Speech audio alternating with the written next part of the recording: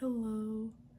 So I was originally thinking about talking about Vertigo because Vertigo used to be one of my favorite films, but I was really struck by the reading about ageism in film.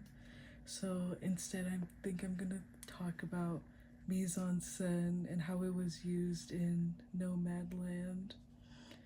So, one of the things that really struck me about that film was kind of the use of the body and how it kind of destabilized the narratives of decline as it was like discussed in the article.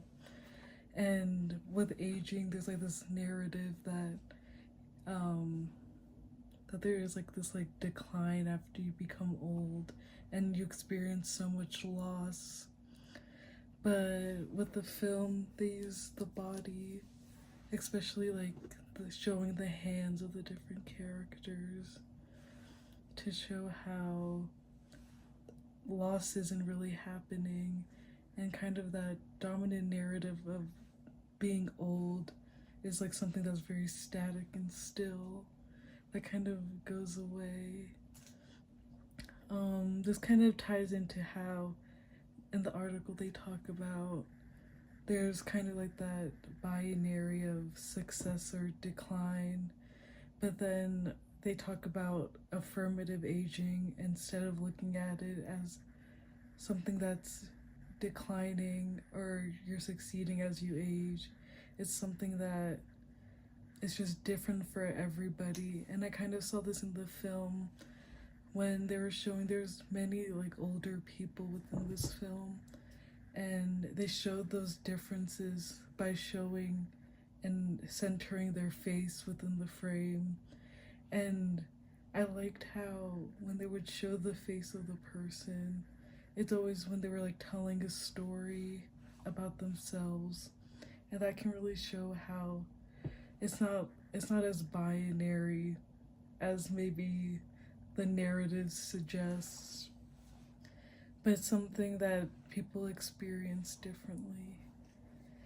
And then I was also kind of thinking about the use of the hands as well, and how going back to like the whole like static thing, the static narrative and the decline narrative.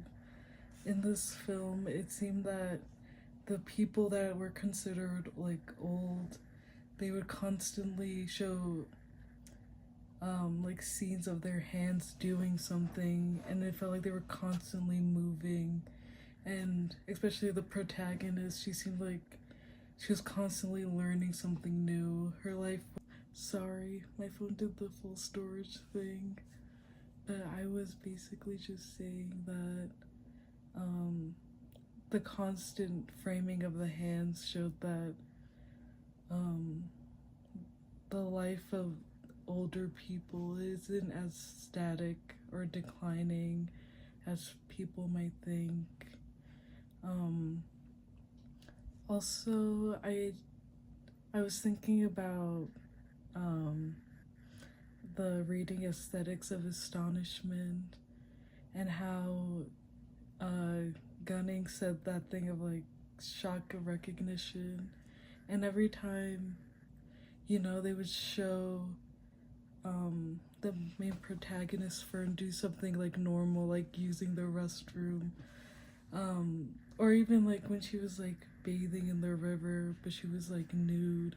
That's something that could be like that shock of recognition, even though it's something that is like familiar to all of us. It always kind of becomes a shock.